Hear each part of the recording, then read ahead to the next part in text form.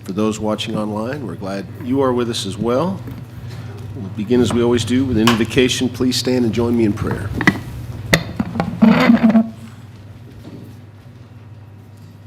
Dear Heavenly Father, please watch over us as we make decisions for the people of our community. Watch over Henderson County, all its residents, their daily lives. Please watch over our men and women in uniform, both here and abroad. We say these things in Christ's name. Amen. Amen. Join me in the Pledge of Allegiance. I pledge allegiance to the flag of the United States of America and to the republic for which it stands, one nation, under God, indivisible, with liberty and justice for all. Madam Clerk, would you please call the roll? Magistrate Starks. Here. Magistrate Berry is absent. Magistrate Southard. Here. Magistrate Tompkins. Yes, ma'am. Magistrate Putman. Here. Gentlemen, you have in your packets the minutes of the July 14th, 2026 Fiscal Court meeting. After a period of review, I entertain a motion to approve those. So moved. Second. We have motion and a second. Any other corrections, clarifications, or additions? Hearing none, all those in favor say aye. Aye. Any opposed? You also have in your packets the latest Henderson County Water District report from Mark Julian. Mark is out of town today, so he sent me a summary he'd like me to read into the record, kind of giving a synopsis of what is in that longer report. He writes, gentlemen, water loss is back below 25% for the last 2 months. We are working on stabilizing the financial situation for the utilities, seeking funding for replacing the system, and we start working with the KRWA, I think that's the Kentucky Regional Water Authority, on flow metering, continue to flow meter the system. There has been delays as KRWA has been helping other drinking water systems with emergencies.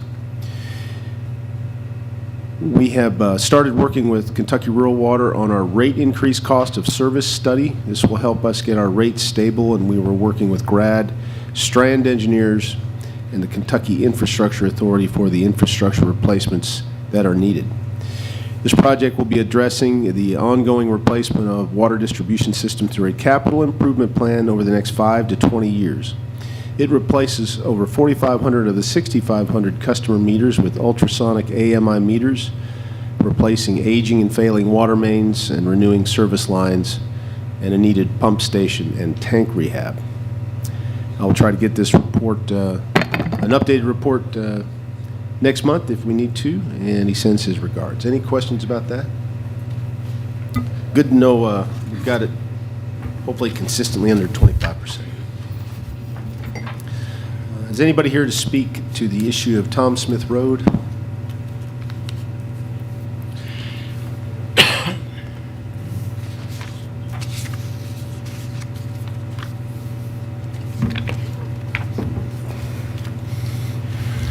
Yes, this is a property that my office has demolished a structure that was on this property a few years ago and cleaned up and has abatement costs and liens for the citations. The heirs to the property have asked Steve and I to ask fiscal court to lower these liens that are on this property.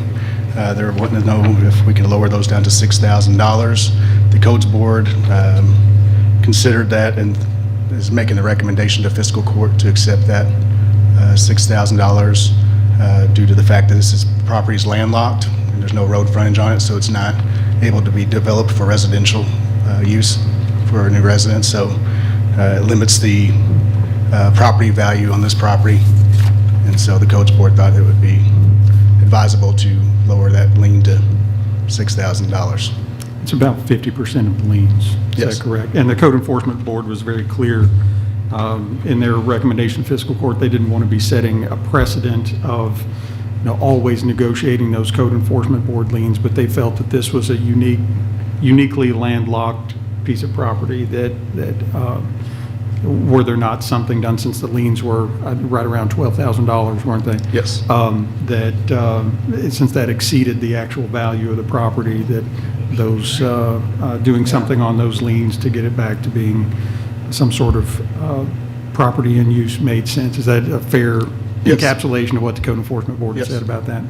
So it was their recommendation that the court accept that offer that had been made on that by an heir of I think it was an heir of the owner Yes, that had passed away some time ago. that's So, correct. Voice vote Wow. sufficient at this time. Yeah, so I need a vote to approve a. well, of we have seven- we have a lien for 12,000. Yes. The lien is what we've spent on that property. Well, it's what was spent, it was the abatement cost plus the fines and penalties that have added up since then. I think Randy's got a Yeah, breakdown. so I think 7250 was what we spent on abatement cost over the years. This property was, had violations from We shouldn't lose money on 2022 this to deal. 2024, and then, so we've had to go out there several times and mow it, and then eventually tear down the structure on there. The property owners are no longer alive, so someone has inherited this property now with our liens on there, but the citation, the fine cost was, what the remaining of that, almost $12,000, so. 7250 sounds like a good idea to me.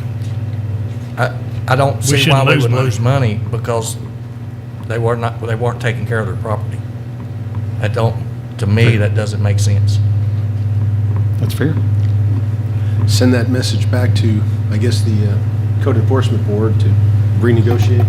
And there had been, like I said, there had been an attorney reach out to us about this. I'll reach out to them and let them know that the abatement costs are the bottom dollar on that. Okay, Yeah. thank you, guys. Thanks. Thank you, Randy.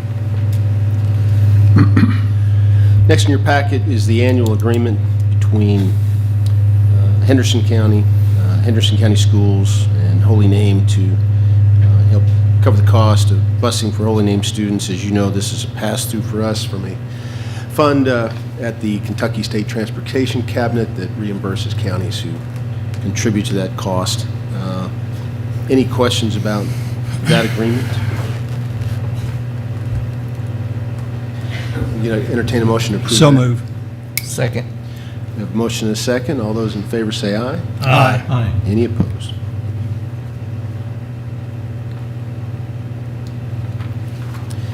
Next is the Habitat for Humanity funding agreement. This just codifies the intent in our budget amount that we set this year to contribute to the building of Habitat homes in Corden, 2 of which broke ground on Friday and should be completed by late fall, hopefully, and late or early winter. And there's also a 3rd Habitat house on the schedule. So, this was a 2-year experiment for us, and it seems to be going well. And Habitat is leveraging federal dollars and state dollars against our money to help get these built. And Master Souther, I think you've heard nothing but positive reviews. Yes. And not only are we helping families get a house, get a home for them and their children, but also revitalizing neighborhoods, which is also knock-on good effects. So if there aren't any other questions, I'll have the clerk read the resolution.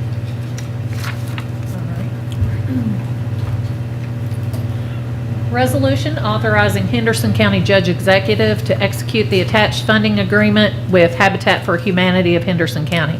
Whereas the Henderson Fiscal Court wishes to facilitate the construction of new and existing housing or cause the redevelopment of housing in rural areas in the county pursuant to its powers under KRS 67.083J, and whereas Habitat for Humanity of Henderson, Kentucky, Habitat, is a nonprofit organization dedicated to helping hardworking, low-income families achieve home ownership in Henderson County, Kentucky, and whereas the Henderson Fiscal Court wishes to provide grant funding to Habitat for its acquisition of real property and/or construction of housing in the rural areas of Henderson County, subject to the terms and conditions of the attached funding agreement, and whereas the Henderson Fiscal Court deems it in the best interest of Henderson County to enter into the attached agreement with Habitat. Now therefore be it resolved as that the Henderson County Fiscal Court authorizes and directs County Judge Executive Brad Schneider to execute the attached document entitled Agreement and to execute any and all other necessary and appropriate documents required to effectuate the intent thereof. So moved. We have a motion to approve. Second. We have a second. Any other questions? All those in favor say aye. Aye. Any opposed? Next is a step we need to take to begin to fulfill our commitment to the building of the Audubon State Park Conference Center. If you remember, I think it was last year, we passed a memorandum of understanding with the city and state parks to begin to participate in that. And what that agreement said is within 30 days of the full execution of that agreement, we would pay a third of our $2.5 million commitment. We have just now received that fully executed document. So, and as you might know, shortly after we passed that, the project went on a little bit of a pause for a while they had to step back and take care of some technical issues and have further conversations. But I believe it's beginning to move forward now. So the first thing we have to do is to apply for the state for the coal severance funds that we always intended to use, full 2.5. And this authorization, this resolution, is to begin the process of getting that 2.5 from our coal severance account at the state level, amending it. We'll eventually amend it into our budget and then make the third payment, the 1/3 payment that we're obligated to. So any questions about that? If there are none, I will have her read the resolution. Have the clerk read the resolution. Adoption of a resolution of the Henderson County Fiscal Court authorizing the filing of a Kentucky House Bill HB1 project grant application for up to $2,500,000 in HB1 funds with the Department for Local Government, DLG, authorizing and directing the Henderson County Judge Executive to execute any documents which are deemed necessary by DLG to carry out this project, and authorizing the Judge Executive to act as the authorized correspondent for this project. Whereas Henderson County desires to promote and carry out community development efforts on behalf of the residents of the county by supporting the HB1 project, and whereas it is recognized that HB1 monies available to the county for the purposes stated herein pursuant to 2024 Kentucky General Assembly House Bill 1 Appropriations Bill impose certain obligations and responsibilities upon the county and will require, among other things, 1, approval of a satisfactory application transmitted to DLG for approval. 2, registration with Finance and Administration Cabinet to do business with the Commonwealth. And 3, other obligations of the county in connection with receiving the HB1 grant or of monies for the purposes stated herein. Now, therefore, be it resolved this 28th day of July 2026 by Henderson County Fiscal Court that a HB1 project grant application on behalf of the county for HB1 monies up to $2,500,000 for Audubon State Park Conference Center project. Project shall be submitted to DLG. The county shall provide such additional information and furnish such documents as may be required, and the county judge executive shall act as the authorized correspondent for this project. Any questions? A motion moved. approved? Got a motion and a second. Who seconded? I'll Do we have a second? Oh, Okay. Any other questions? All those in favor say aye. Aye. Any opposed? Nay. okay. Next, we'll bring Nick Stallings up talking about we're moving forward on the 2 Safe Streets grants that he got, and Nick can fill us in on these 2 agreements. All right. First of all, morning, gentlemen and ladies. This is the first step to actually spending money. It's been a 2-year process, but we're actually going to start spending money on this thing. The project was actually broken out into signs and then road widening and tree cutting, everything that has to do with road widening. So the way that the feds had me break it up into was 2 different contracts. The first contract was with BFW, and that's for the signs. Essentially, they're going out and they're going to do a record of all the signs that are out in the county, and they're going to do the signs that are needed in the county. By that, there's geometrics that they got to look at for horizontal curves, vertical curves. There's a statute they got to follow. ASHTO gives them, basically what they can and can't do and where signs are needed. So they're through their work is gonna be 6 months long. They're gonna go out and find every sign in the county that needs to be replaced and that needs to be added. Our deliverables that they're gonna give us is a list of all the signs on what road, what mile point, what kind of sign it is that needs to be done. With that deliverable, schedule, I'm gonna go take that to bid, come back to court and take it to bid for a contractor to come in and replace all the signs in the county. So they're gonna have times they've got to be able to certain timelines they gotta hit to get these signs replaced. So BFW put in a proposal of $195,249. That is what their cost is to do all this field work and to get the deliverables sent into the county.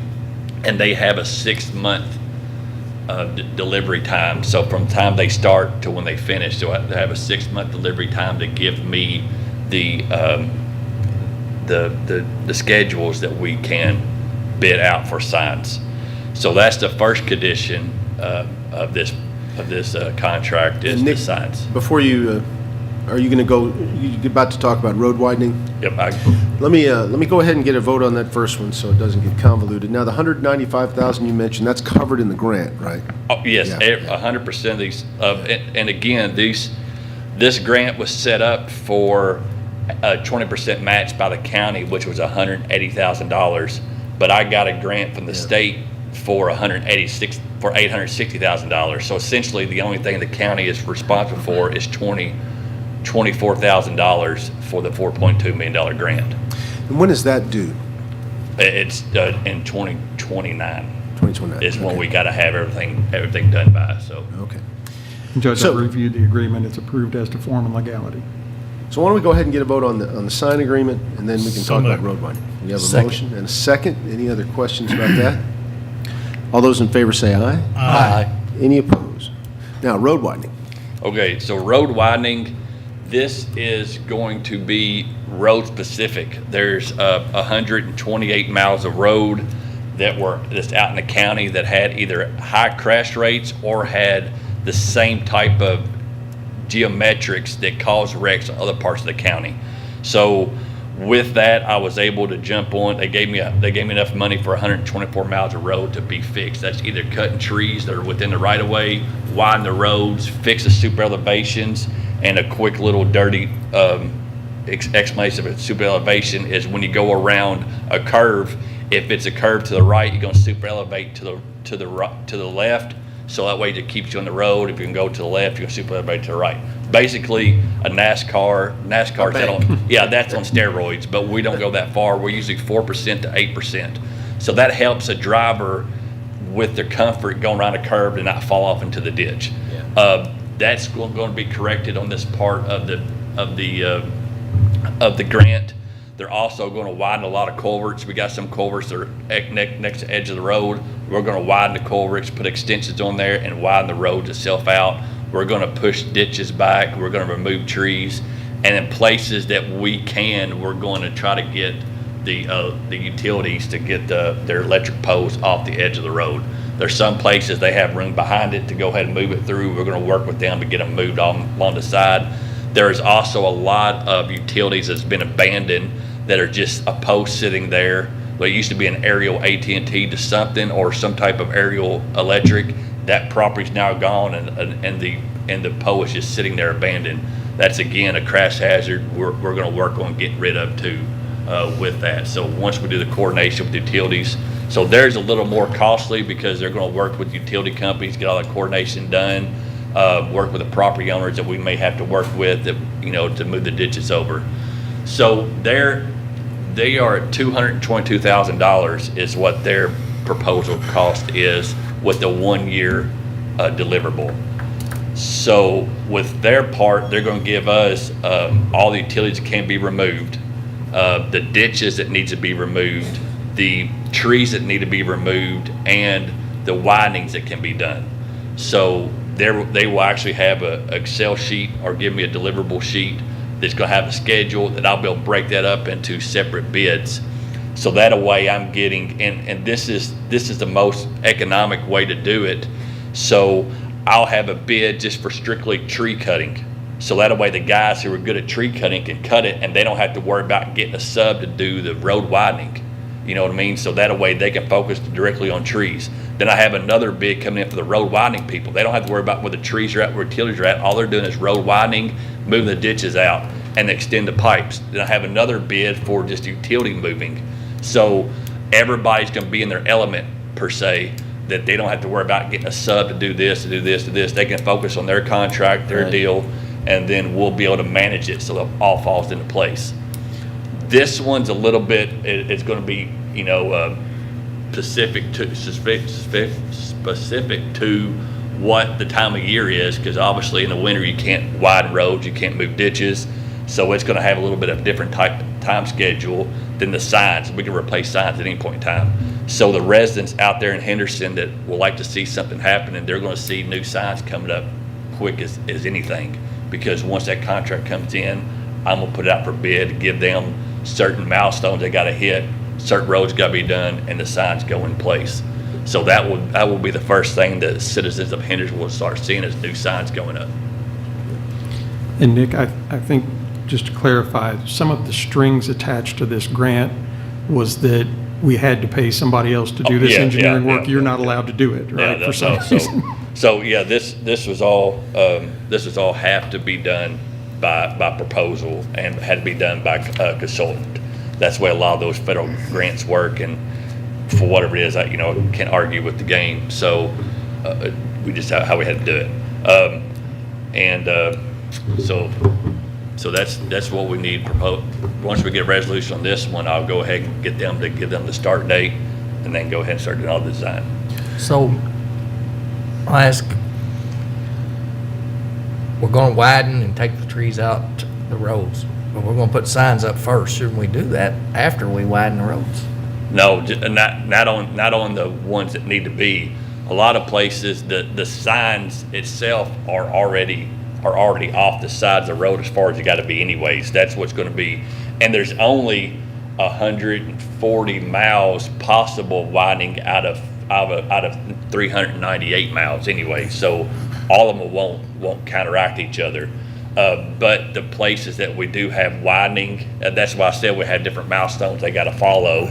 Those milestones for the advanced warnings, the advanced curves, the chevrons, all that can be done in the last phase of the signs, so they won't be impacted by the widening.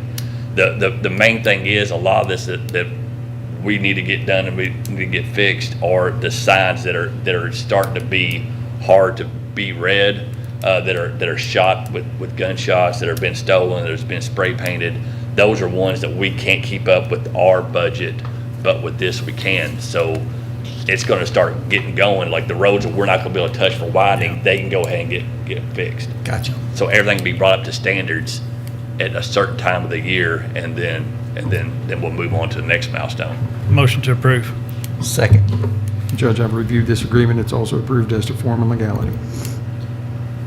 Thank you. We have a motion and a second. Any other questions of Nick? All those in favor say aye. Aye. Any opposed? I say Godspeed. Get her going as quickly Thank as you so much. A lot of good hard work there. Next in your packet, you have the animal control reports. I don't believe Lori Miller is with us today, but if you have any questions, let me know and I'll relay them to her. Next, I call Jailer Willett up. We have several bits of business to take care of. The first is the annual roadside inmate work cruise contract between the jail and Kentucky Transportation Cabinet. They've done this for several years. Jail makes a little bit of revenue off this. And if you've read the contract, pretty perfunctory year after year, so got to get that approved. Any questions on that? Motion to approve that contract. And the motion would need to be also to authorize both the jailer and the county judge to sign that. Their signature lines are both there. We have a motion to that effect. So moved. Second. We have a motion and a second. Any other questions about that contract? All those in favor say aye. Aye. Any opposed? We also have the resolution on the contract for construction manager for the expansion project, and I want to say that Steve and Kyle Evans worked very hard on this, and All kudos to Kyle. to get it nailed down, and Kyle's final kind of negotiations, we were able to save $140,000, according to Yes. Kyle, Yes. which is terrific. But this is the next step in getting it underway. And go ahead and formalizing our agreement with Codell to sign that contract. And Steve, anything you'd like to add? Just appreciation to Kyle. He more than paid for his salary just on this. Absolutely. And we have a resolution. Resolution approving the agreement between the Henderson County Fiscal Court and Codell Construction Company for Codell Construction Company to act as the construction manager for the 100-bed expansion and booking renovation to the Henderson County Detention Center, and authorizing the county judge executive to execute the agreement and all necessary documents related thereto. Whereas the Henderson County Detention Center published a request for proposals, RFP, for a qualified construction manager in early 2026 to oversee the 100-bed jail expansion and booking renovation. Whereas Codell Construction Company submitted a response to the RFP dated March 19, 2026, which was ultimately selected by the Henderson County Detention Center. Whereas after negotiating the terms of the agreement, the Henderson County Jailer is recommending the Henderson County Fiscal Court enter into the attached agreement with Codell Construction Services to officially retain Codell Construction Company to provide construction manager services for the jail expansion project. Whereas Henderson County Fiscal Court shall have the power to appropriate funds for the provision of corrections facilities and services pursuant to KRS 67.0833E, and whereas the Henderson Fiscal Court has reviewed the attached agreement and believes it to be in the best interest of the citizens of Henderson County to enter into this agreement to complete the expansion project at the Henderson County Detention Center. Now therefore be it resolved by the Henderson Fiscal Court as follows. Number one, that the attached agreement between the Henderson County Fiscal Court and Codell Construction Company is hereby approved. And number two, the county judge executive is hereby directed to execute the agreement on behalf of the Henderson Fiscal Court and is further directed to execute any and all other necessary and appropriate documents required to effectuate the intent thereof. Any questions or discussion? No. So moved. Second. We have a motion and a second. Any other questions? All those in favor say aye. Aye. Any opposed? And before we launch into your report, one more bit of housekeeping. We'd like to extend the healthcare service contract we have with 3C for one more year. It's an option that was built in the regular contract. It's, I think, the jailer's intention to bid this out next year. Yeah. Make sure we're getting the best deal we can. But until then, we have an extension with 3C. I have personally received no complaints about 3C, so I think it's acceptable. And this is the prior contract had the option of 2 one-year extensions, and so this is the first of those 2 one-year extensions.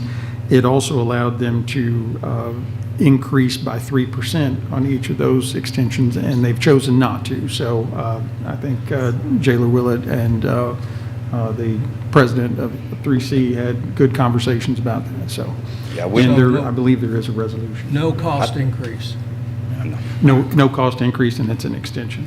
When I first got there, I know there was some issues with 3C, but we worked all that stuff out now. There's there was some staffing issues where they were trying to take over and be security of the jail. But we worked all that out. There's some other issues that we worked out with 3C, and everything's going pretty smooth so far. Sounds good. We have a resolution for that, just renewing for 1 year, again with the intention of bidding it out next spring.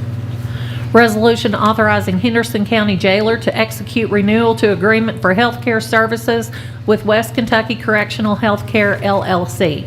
Whereas both the Henderson Fiscal Court and West Kentucky Correctional Healthcare LLC, DBA Comprehensive Correctional Care, or 3C, wish to renew their agreement wherein 3C provides healthcare services to the Henderson County Jail, and whereas the contract with 3C includes an option to renew the agreement for up to 2 one-year renewals, and whereas the previously bid and approved 2023 three-year agreement was amended in writing by agreement in 2025 regarding pharmaceutical services, and whereas the Henderson Fiscal Court and the Henderson County Jailer deem it in the best interest of Henderson County and the Henderson County Detention Center to enter into the attached renewal with 3C. Now therefore be it resolved as that the Henderson County Fiscal Court authorizes and directs County Jailer Anthony Willett to execute the attached document entitled Amendment to Agreement for Healthcare Services, Exercise of Renewal Option.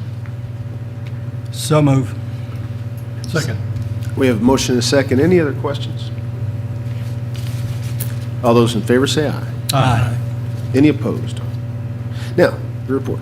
So I've only got a few things. I know, I wanted to let everybody know that we had to replace an AC unit at the jail. The cost to repair it was about $8,000. The unit was over 16 years old. They've been putting money into it, so we had to end up putting, I think it's $20,000 is what we have to replace it. We have another AC unit that's possibly going to have to be replaced real soon because of the heat exchanger. I guess it has holes in it. I'm not an AC guy, but to me, from what I was told, that's not good. So we're looking at that. We also are redoing our website. I know everybody's been on me about changing the picture, changing stuff up, but we have a new website that we hope to have launched this Thursday. It's a little bit friendlier to use. We're working on the ADA side of it right now. Policies, we're going through that and redoing all the policies. PREA, so when I took over, we had 29 violations from the last inspection, and we're going through that now to get that fixed and taken care of. On top of that, I've got to get PREA training in, so we're looking at options for that as well. And it looks like maybe January I'll have the people coming in to do the actual PREA training with our staff to get us up to compliance. Jailer, could you, what's PREA training? So PREA is the Prison Rape Elimination Act. It's basically learning for us as deputies and officers, is us knowing how to approach a situation if a inmate has been sexually assaulted, if there is any kind of sexual harassment towards an inmate, just basically learning how to approach the situation and investigate it properly. Yeah, thank you. We have certain things that we have to do too. We have to put signs up throughout the building, which we just ordered, I'm thinking 50 some odd signs that we have to put up. And there's other things that goes along with it. Our booking process had to be changed. The body scanner, we had to change that policy immediately because males were looking at females on the body scanner and vice versa. And the body scanner shows all outlines of everything on the human body, so we had to change all that up. But the rest of them are small and easy, so. Thank you. Our programs, we're getting those back in line as well. There were some issues with the MRT, which we have gotten that resolved now with DOC. We was close to losing our SAP program, but I've talked to the DOC and got that resolved, and we're working to get everybody certified that needs to be certified now. I know your world is filled with acronyms and initials. Yes. We hate them. Yeah, for the people watching, and things like MRT and SAP, you might spell that out a little So the bit. SAP is the Substance Abuse Program. That's something sort of like the 12-step used to be, the way I understand it. They have so much stuff they have to complete, and I believe it's a 6-month time frame that they have to complete all this in. The MRT is the moral recognition. Just slipped my mind. I can't remember what the T was, but it's moral recognition. It's basically taking them in and teaching them how to be parents, how to survive once they get out of jail. Sort of like the program that we're getting ready to start, the Second Chance program. We have a meeting on that August the 21st to start getting that rolling with the Second Chance employers. But yeah, so I mean, it's programs to help the inmates when they get out, they can continue on doing good instead of coming back into jail. So, Thanks. yes. Just want to make sure everybody understands. Yes. Jailer, talking about other acronyms, I know the jail had been offline with VINE, which I think stands for Victim Information and Notification every Yes. day. They've been offline at some point. Are they back on? Because that's important for victims to be able to know when somebody's. The last I knew, we were back on. It wasn't us. It was No, Vine. I think it was their actually down. side, yeah. But yes, as far as I know, the last I knew, we was back up. I'll check again when I go back, because the way I understand it, it's been going up and down here lately. So we've been trying to stay on top of it as much as we can. Of course, we get phone calls every day about it, so. Thank you. Any other questions on that report? So next we have 2 reconciliations. I imagine we have to vote to accept these reconciliations. One is the canteen account. And Jailer, if you would just briefly, for the public's understanding, talk about what this is. So the canteen account is used for the inmates. And what I mean by that is, if we buy games for the cells, or we buy TVs for the cells for the inmates to watch, that's where it comes out of. It's also used for the safety and security of the inmates, which means if we're doing some kind of training like PREA training, we can take that out of the canteen account, because that's for the inmates. Now, we can't go out, if I want to hire somebody in to do something outside of working with the inmates, we can't just use that fund for that. It has to be used specifically for the inmates at all times. And one thing that we are looking at is we're looking at putting a rec room into the jail for these inmates to go to. We have basketball right now, but a lot of them aren't sports players. So we're going to look at putting stuff in like ping pong, or, maybe have a little place that they can go sit and read and listen to music or something, something a little different than what we have had in the past.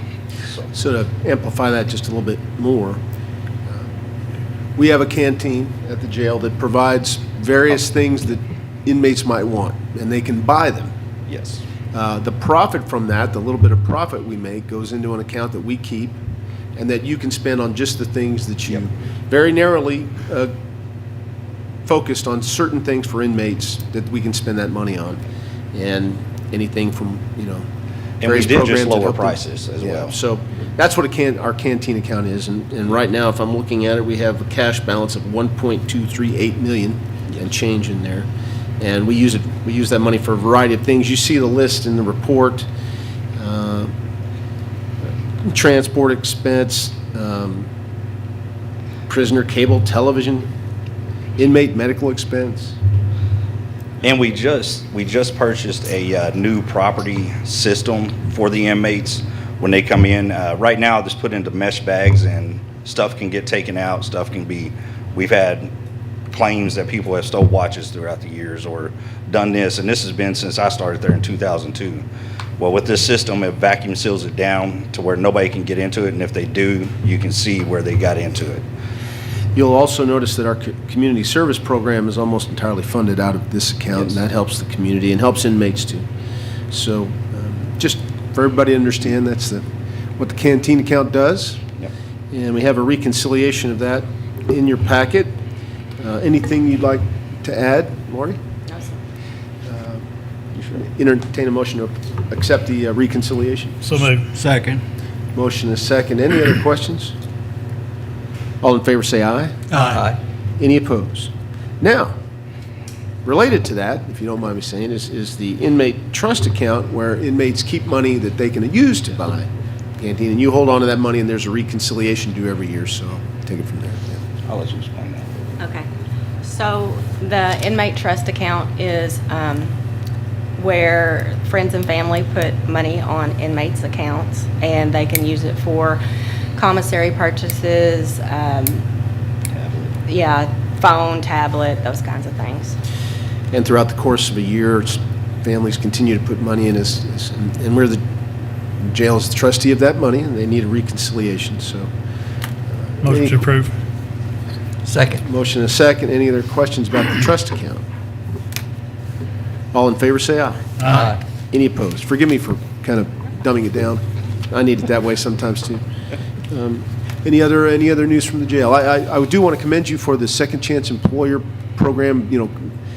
beefing that up, getting maybe more employers aware of that opportunity. So thank you. I think We've it's had a lot reach out to us about the meeting that we're having. I know, like Steve Gold and all them are at a conference that week, but this is only the first meeting. We're trying to get stuff rolling, trying to get them in there to start talking to these inmates and interviewing them in the jail, so that way when they get out, they can go straight to work if they have to. It's not a new concept or a new tool in our community, but I think every once in a while you got to bring back more awareness, maybe recruit new companies. Exactly. And good job. I appreciate that. But that transition out is one of the most important things, and jails traditionally don't do a great job at that. Henderson has done well, but Jailer Willett's trying to take it to the next level and really reinvigorate that. We're trying to even push it to where we can at least get them their permit. I know we can't do the driving thing because of they have to go out and drive a vehicle. And not too many people's keen on letting an inmate behind the wheel of a vehicle out in the public. But we are working on stuff like that to make sure they get, their permits, or if they need a social security card, if they need birth certificates, which we have programs in place for that now. I'm just pushing it harder on the people that's in charge of those programs. So, Well, it would help also, Jailer, because you got some inmates that do have talent. yes. Skilled trades, so. And I'm going to set up a meeting with the community college to see what they can do, if they can bring stuff out. I know some of the guys in there have talked to me, the inmates have talked to me about welding, different things like that. Maybe we can get them certifications in these technical fields to help out, I don't know. I don't know how far we can take it, but there's a lot of stuff to research and a lot of laws to look at, and DOC to. It's not as get easy as it approval. sounds, huh? Jalen Willett, I noticed, I think you put something out on social media just a week or so ago about, since we're talking about the commissary, you've made some adjustments already Yes. to some of those fees. So the biggest change was in the hygiene. The prices were super high. You were looking at a tube of toothpaste that usually costs $2 in the store was almost $15 for a tube. Wow. And the percentage that they had it set at was a lot, and we dropped it almost 30 some odd %. So they can't afford the hygiene items. And somebody said, well, you dropped that awful low. Well, they weren't buying it to begin with.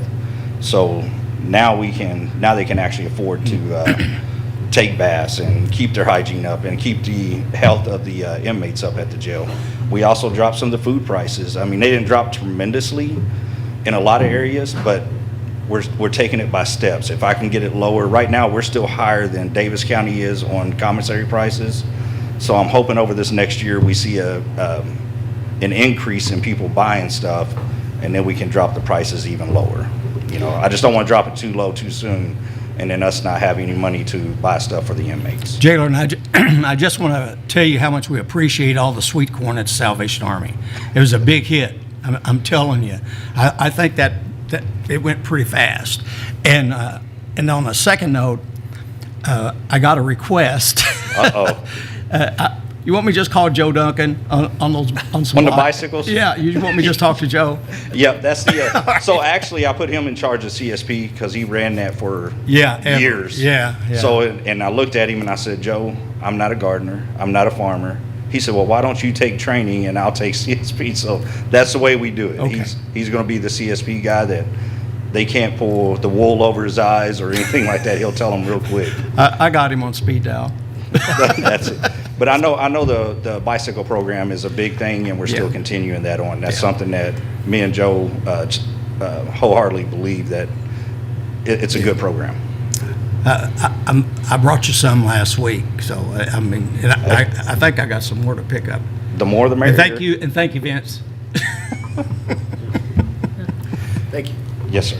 I like your Thank you, Jailer. summer look, or is this, So- have you had these before, or? No, I'm trying out some different shirts. We're looking at some, not now, but uniform changes down the road. I like the black, but at the same time, it puts out the wrong impression. I want something to brighten up the jail a little bit. So we're looking at different options for that. I'm gonna let the deputies decide what they think they would like to wear in there. And one thing that we're looking at is, I think it's the month of October is Breast Cancer Awareness Month. We're looking at getting some pink shirts like these for the deputies to wear, so that way they can support that as well. So, Thank you. Blue's my favorite color, so I like it. Thank you. Next, County Clerk Renee Abner, your report.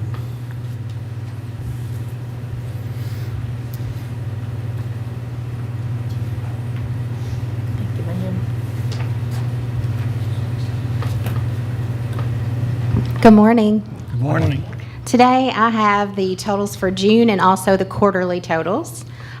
For excess fees for the month of June, I have $174,199.72 with a quarterly total of excess fees of $392,861.65 with a total paid to the county for the month of June, $246,860.71, and a quarterly total for the amount paid to the county is $567,015.43. The quarterly total is $26,000 more than the same quarter in 2025, and with the year-to-date total at $32,000 more than last year. So, doing great. Thank you. Motion Move to Questions? accept. Second. Motion and a second to accept the county clerk's report. Thank you very much. Thank you. All in favor, say aye. Aye. Any opposed? Mr. Gold, your report. Judge, I've got 11 checks today. Reimbursement to the county budget, $3,899.60. Jail fees, $401.25. Flow through from the city, $458.33. Interest, $69.86. Health insurance, $18,672.17.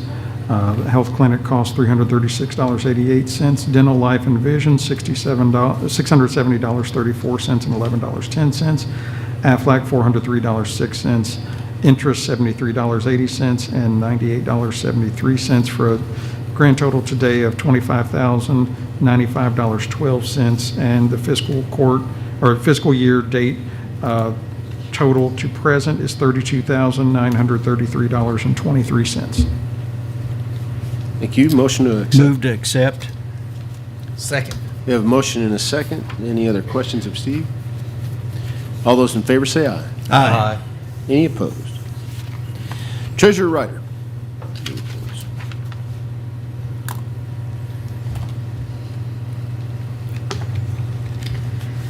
The transfers are as presented. The first three are redistributing appropriations within the existing budget. These are to adjust the appropriations which were estimated and have been finalized through the end of the fiscal year. You will notice that the fourth transfer is for the Columbia incentive. This transaction was originally approved at the May 12, 2026 meeting, and due to timing and change in the fiscal year, this transaction had to be voided for fiscal year 26 and is going to be redone in fiscal year 27. Along with that, I'm requesting a cash transfer from the general fund to the Economic Development Fund for $275,000. This is to complete the transfer for the originally agreed incentive for Columbia. Everybody get that? Just a little hitch there. But we obviously have to complete that transaction. So. Right. Any other questions about transfers? Move to accept. Second. We have a motion and a second. Any other questions? All those in favor say aye. Aye. Any opposed? And to piggyback a little bit on that, because we are dipping into general fund contingent to cover this unbudgeted little issue, I'm probably going to be working with Brenda to amend in some money from general reserve into the budget sometime in August or starting in August to try to anticipate some larger expenses that we may or may not incur in this current fiscal year, but I just want everybody to be prepared. I want it to be prepared and there in case that happens. So don't be surprised if we amend some money in just to make sure that we are covered and ready to go with the contingency fund in case those things happen, and not have to go back and amend it 2 or 3, 4 times over the course of a year, which takes a month, takes 2 readings. Thought we'd just amend in a bunch of money just to be ready. Does that make sense? Yeah. So we're doing fine. Just want to make sure that things like this For instance, I think our contingency number was 500,000 for the Yes, sir. year. 500,000. So this is going to take up more than half of that, kind of an unexpected little expense. So just to provide us a little bit more cushion for the rest of the year, bring in some money. So we have a motion. Did we get approval on transfers? Yeah, we did. Okay. Claims. You have received your bank balances after paying claims today. Your day-to-day appropriation line should be at approximately 8%. Let me say that some of your appropriation lines may already be at 100%. These are for the one-time annual payments of such things as workers' compensation, liability insurance, and agency appropriations.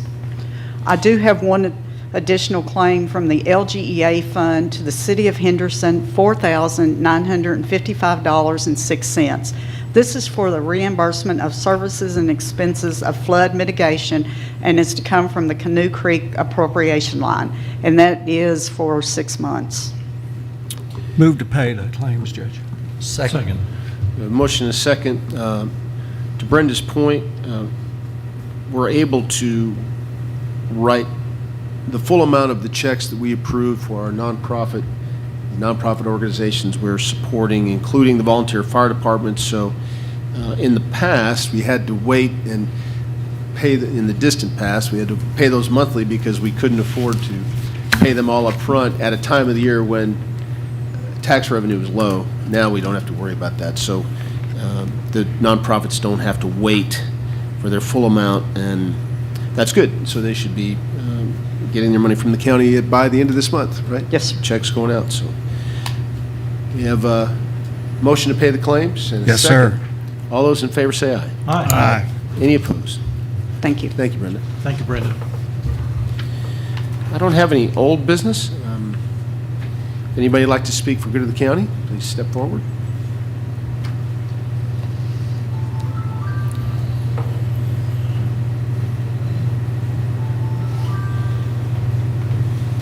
Please introduce yourself. Yes, my name is Joseph Horton. I'm a resident here in Henderson County. So earlier this week, it was announced that the partners in the Rock Bluff Energy Project are pulling out of Henderson County. Might be a better question for you, Mr. Gold. I was curious if that affects the current lawsuit that Henderson is currently facing with the moratorium. The litigation the county is currently involved in has to do with solar projects, not wind. Well, according to what was reported, it was both solar and wind that were withdrawn. It doesn't involve the same It's a companies. different company. Okay, I was just curious. Thank you. Anybody else for good of the county? Hearing none, we'll go around the horn. Bill, we're going to start with you this time. Good morning, everybody. Thanks for being with us on a hot July day, and we're off to a good start, it looks like, on the fiscal year. And a lot of good things going on in court today, so I'm glad to be a part of it. Just wanted to say, take precaution in this heat. Everybody knows how hot it is, but especially those who have to be out in it, like our farmers and our road crews, and even the inmates that work on the projects around the county. So take precaution, and just remember that the effects of a heat wave are cumulative. So as it continues, you don't have to be out even as long as before to feel the effects. So it does take a toll on our bodies. So keep that in mind. I just wanted to shout out to all those who are helping with the cooling shelters, and don't hesitate to use those shelters if you are in need, and check on your neighbors. Make sure they're doing okay. Make sure their air conditioners are working. I'm glad to hear that the air conditioning is back on, at least for the most part, at the jail. It's a miserable place to be in the first place, and with the heat, it makes it that much worse. So I would just caution folks about that. But on the brighter side, we've got Songfest right around the corner, so take advantage of that. It sells out pretty quick usually. So and what a great commemoration of what brings our community together is music, and that actually started right here with a former county judge. So enjoy that. And then coming up later, we still have Bluegrass in the Park. So I'd encourage you to get your tickets for that. Well, actually, there are no tickets, free of charge. So be ready for that. And with all that, I would say everything else is good in the 5th, Judge. Thank you. Mr. Gold? Judge, I say a lot that I'm very proud to be county attorney, and I work with some of the finest legal professionals that I've ever met, and that continues to be true all the time, and I feel blessed to work with each and every one of them. Do want to spotlight the hard work of Kyle Evans today. He's the first assistant county attorney. So my right hand when it comes to dealing with all the county issues, and he really is worth his weight in gold to this county, and just through the negotiations on the jail contracts and things like that, he pays for himself many times over, and very proud to work with him and everybody in the county attorney's office. Mr. Putman? Thank you, Judge. Just want to thank Jailer Willett and Mr. Gold for offering up time off the clock to indulge me when I call, and even in person. Again, Anthony, I didn't mean to keep you so long, but thank you for the time you gave me. Judge and all that, I just like to kind of hit on AKZ. They've done pretty well with their summer festivals out there all summer long. And just hats off to Casey Campbell and her staff that's done all that. And again, it's always a pleasure to work with all this court and all the elected officials and everybody that works out the garage. They do a great job. And all is good in the 4th. Thank you, Judge. Thank you. Master Tompkins? No, sir, pretty good for me. Thank you. Master Southern? My end of the county got hit pretty good the other night with the storms and stuff, and the road department,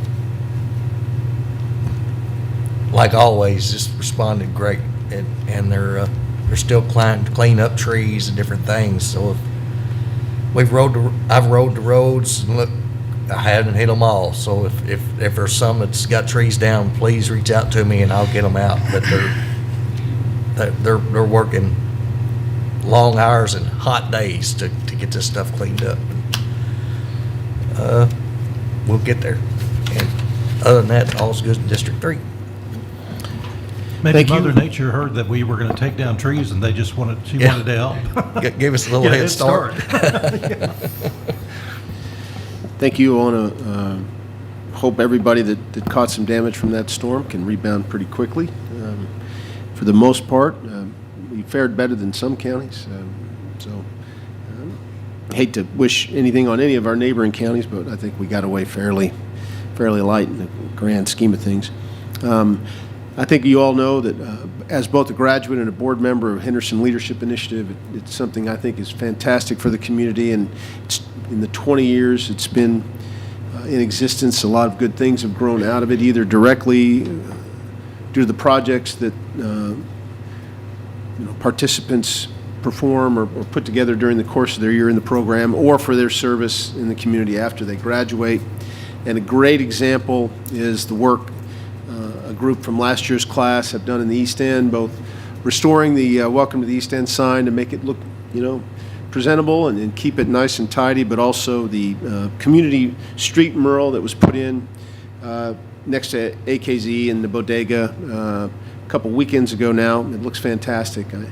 I think things like that that beautify a community and give them a point of pride expand out in helping people take more pride in their community and do other things related to that. So I think you'll see just from that one bit of street art continued little improvements, aesthetic improvements, and I know the city is working very hard on this, and volunteer groups who decided to try to tackle that are working hard. I think in the state of the city, the address that Mayor mentioned, the Hero House that they're putting together, that was a suggestion of a group that Steve Gold helped lead, providing free housing to police officers who will live in the East End, and just having a presence I think helps. I agree that the concept works, and so proud of that. So just wanted to put a plug in for HLI, and we're getting to the we're halfway through this year's current class, and I think they're a lot of good ideas are percolating there, so stay tuned, and if anybody's interested in participating next year, it's designed for young professionals who have a desire to contribute to the civic health of the community, but it's not limited to people of any certain age. It can be anyone who's interested in learning more about their personal leadership skills and also how to get things done in our community. So that's my plug for HLI. After that, I have nothing else, so I entertain a motion to adjourn. I forgot one thing. I'd just like to give a shout out to the city of Henderson with Buzzy and Dylan and the mayor and their blacktopping schedules and sidewalks, and really appreciated it. A lot of it was well overdue, and they've been on that pretty hard. And one other, Brian Williams, who's the head of the Works Department. I got a call the other day about a tree that was laying out on the corner of Powell and Green, and the bookmobile driver couldn't see to pull out on the Green Street. I called them, and it was like ASAP. They went out there and took care of that and took it down. So I appreciate what they've done. So. Excellent. I also think it's worth noting that the judge gave a state of the county last week, along with the mayor did a state of the city.